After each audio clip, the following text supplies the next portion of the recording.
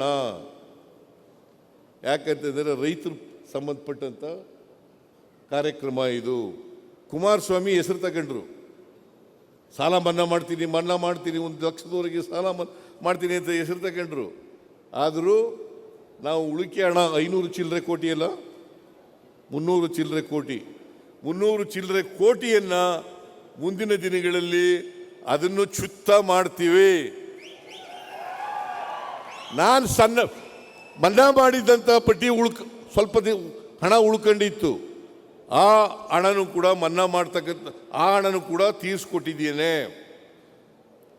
ನಾನು ಯಾಕೆ ಈ ಮಾತುಗಳನ್ನು ಹೇಳ್ತಾ ಇದ್ದೀನಿ ಅಂತಂದರೆ, ರಾಜಣ್ಣ ಯಾವಾಗಲೂ ಕೂಡ ನೇರ ನಡೆ ನುಡಿಯವನು, ನಿಷ್ಠುರವಾಗಿ ಮಾತಾಡ್ತಕ್ಕಂಥವನು. ಬಹುಶಃ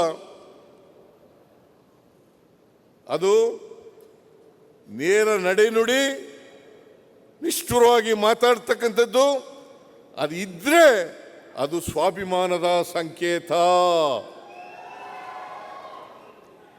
ಯಾರಿಗೆ ಸ್ವಾಭಿಮಾನ ಇರ್ತದೆ ಅವರೆಲ್ಲರೂ ಕೂಡ ಮೇಲಕ್ಕೆ ಬರಲಿಕ್ಕೆ ಸಾಧ್ಯ ಆಗ್ತದೆ. ಸ್ವಾಭಿಮಾನ ಇಲ್ಲದೆ ಹೋದರೆ ದಾಸ್ಯ ಮನೆ ಮಾಡ್ಕೊಳ್ತದೆ. ನಮ್ಮಲ್ಲಿ ಇನ್ನೂ ಕೂಡ ದಾಸ್ಯ ಹೋಗಿಲ್ಲ. ಬಹಳ ಜನ ವಿದ್ಯಾವಂತರು ಕೂಡ, ಅವಿದ್ಯಾವಂತರಿರಲಿ, ವಿದ್ಯಾವಂತರು ಕೂಡ ಈಗ ಒಬ್ಬ ಮೇಲ್ಜಾತಿ ಬಡವ ಬಂದರೆ ಅವನ್ನ ಸ್ವಾಮಿ ಬುದ್ಧಿ ಅಂತ ಕೈ ಮುಗಿತೀವಿ. ಅದೇ ಒಬ್ಬ ದಲಿತ ವಿದ್ಯಾವಂತನಾಗಿ ಶ್ರೀಮಂತನಾಗಿ ಬಂದರೆ ಅವನನ್ನು ಸಿಂಗ್ಯುಲರ್ನಲ್ಲಿ ಮಾತಾಡಿಸ್ತೇವೆ. ಇದು ಗುಲಾಮಗಿರಿಯ ಸಂಕೇತ. ಒಬ್ಬ ಮೇಲ್ಜಾತಿಯ ಬಡವ ಬಂದರೆ ಅವನಿಗೆ ಸ್ವಾಮಿ ಬುದ್ಧಿ ಅಂತೀವಿ, ಅವನನ್ನು ಮೇಲ್ಗಡೆ ಕುಳ್ಳಿಸ್ತೀವಿ. ಅದೇ ಒಬ್ಬ ದಲಿತ ವಿದ್ಯಾವಂತನಾದರೂ ಕೂಡ, ಶ್ರೀಮಂತ ಆದರೂ ಕೂಡ ಅವರನ್ನು ನಾವು ಸಿಂಗ್ಯುಲರ್ನಲ್ಲಿ ಮಾತಾಡಿಸ್ತೀವಿ. ಇದು ಶೂದ್ರರಿಗಿರ್ತಕ್ಕಂಥ ದಾಸ್ಯದ ಸಂಕೇತ. ಇದನ್ನು ಕಿತ್ತೊಗಿಬೇಕು ಪ್ರತಿಯೊಬ್ಬರು ಕೂಡ.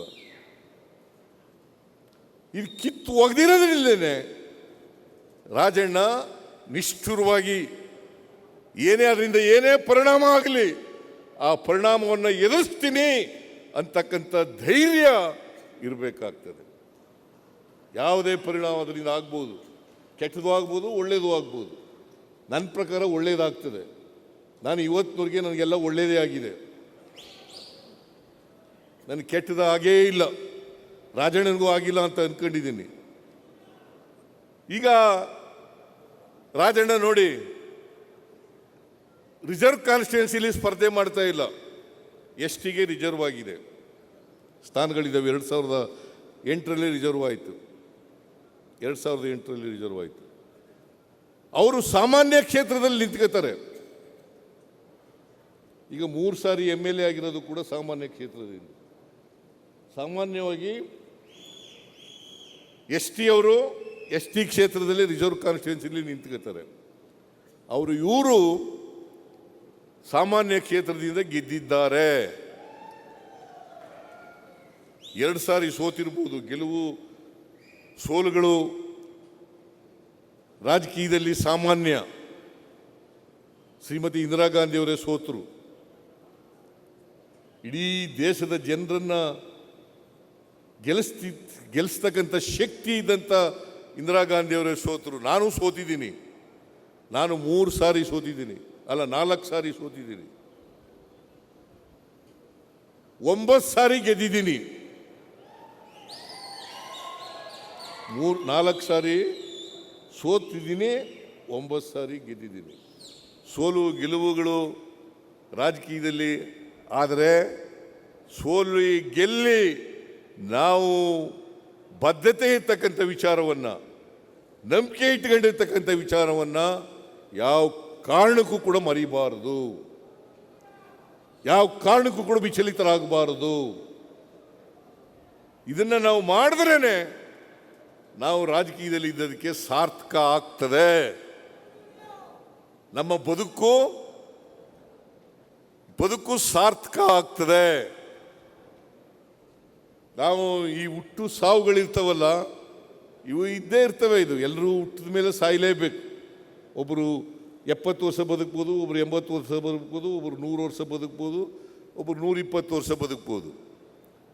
ಆದರೆ ಈ ಹುಟ್ಟು ಸಾವಿನ ನಡುವೆ ಇದೆಯಲ್ಲ, ಅದನ್ನು ಸಾರ್ಥಕ ಮಾಡ್ಕೊಳ್ತಕ್ಕಂಥ ಪ್ರಯತ್ನ ಮಾಡ್ತಕ್ಕಂಥದ್ದೇ ನಿಜವಾದಂಥ ಬದುಕು ಅಂತಕ್ಕಂಥದ್ದನ್ನು ಅರ್ಥ ಮಾಡ್ಕೋಬೇಕಾಗ್ತದೆ. ನೀವು ಒಂದು ಸಾರಿ ಇಂಥವ್ರಿಗೆ ನೋಡಬೇಕು. ಪ್ರತಿಯೊಬ್ಬರು ಕೂಡ ಹುಟ್ಟಿದ ಮೇಲೆ ನನ್ನ ಜೀವನ ಸಾರ್ಥಕ ಆಗಿದೆಯಾ ಇಲ್ವಾ ಅಂತೇಳಿ ಒಂದು ಸಾರಿ ಹಿಂದಿರುಗಿ ನೋಡಬೇಕು. ನಿಮಗೆ ಸಮಾಧಾನ ಆದರೆ, ನಿಮ್ಮ ಜೀವನ ಸಾರ್ಥಕ ಆಗಿದ್ರೆ ಹುಟ್ಟಿದದಕ್ಕೆ ಸಾರ್ಥಕ ಆಗ್ತದೆ, ಇಲ್ಲವರೇ ಸಾರ್ಥಕ ಆಗ